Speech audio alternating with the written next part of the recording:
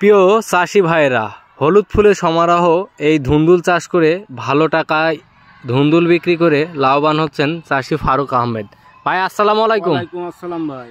ভালো আছেন আপনি? জি আলহামদুলিল্লাহ, আল্লাহ খুব ভালোই রেখেছে ভাই। এই যে আপনার হাতে এই যে ধুন্দুল দেখছি, আপনি এখন এই ধুন্দুল তুলছিলেন জমি থেকে নাকি?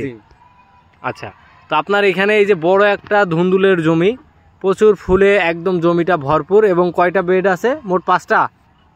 মোট 5টা বেড আছে। 5টা বেড আছে। এই যে 5টা বেডে সম্মিলিত একটি আপনার জমি, এখানে মোট জমি আছে কতটুকু? 18 কাঠা। 18 কাঠা।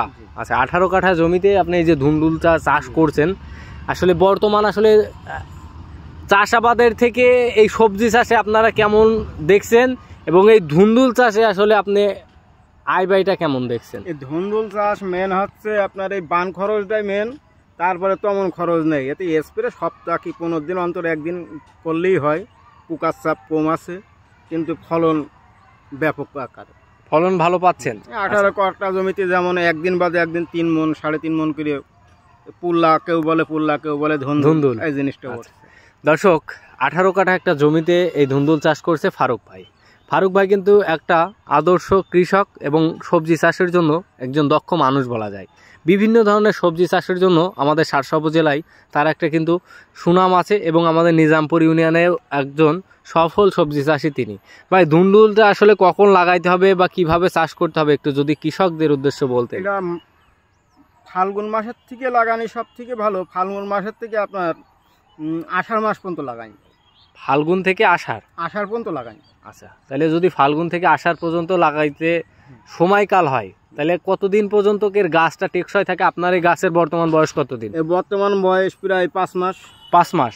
এইভাবে ফলন পাচ্ছেন প্রচুর পরিমাণ? ধরেন এই 3 মাস মতন ওঠছে থেকে। আচ্ছা, তার মানে 5 মাস বয়স, 2 মাস পর থেকে ফলন দেওয়া ফলন শুরু। আচ্ছা, 3 মাস তুলছি, এখনো 2-3 মাস হবে। আলহামদুলিল্লাহ। ভাই, দাম কেমন পাচ্ছেন কেজি প্রতি? বাজারে খরচা বেচা কিনা হচ্ছে 30 টাকা। 1 কেজি ধুন্দুলের দাম 30 টাকা। আলহামদুলিল্লাহ। ফারুক ভাই, একটা কথা আমাদেরকে জানাবেন যে আপনার এখানে আসলে এই ধুন্দুল চাষে বিঘা প্রতি কত টাকা মোট খরচ হইতে পারে, সার কীটনাশক মানে সকল কিছু দিয়ে, আর কত টাকায় বিক্রি করা যেতে পারে, বা কত টাকা টোটাল একটা আয় ব্যয়ের হিসাবটা যদি বলতেন। এটা মেন খরচ হচ্ছে বাঁশ সুতো। বাঁশ সুতো মানে এই যে মাছাটা দেওয়ার জন্য? আচ্ছা, লাউয়ের জমিতে যেভাবে মাছা দেয় ওইভাবেই কি দিয়েছেন? না, ও ছাড়া নরমাল, তাই তো? আচ্ছা, তাহলে আপনি বলতে চাচ্ছেন যে তুলনামূলক এখানে খরচ অনেক কম। সারও কম লাগে। আর কীটনাশক তো লাগেই না হিসেব করে। আচ্ছা, দর্শক, ধুন্দুল একটা আসলে লাভজনক চাষ, তবে পরিশ্রম করতে হবে, নিয়মিত দেখাশোনা করতে হবে। আর 2 মাস পর থেকে ফলন আসে, তাই তো? 2 মাস পর থেকে ফলন আসবে। কতদিন পর্যন্ত পাবেন ভাই?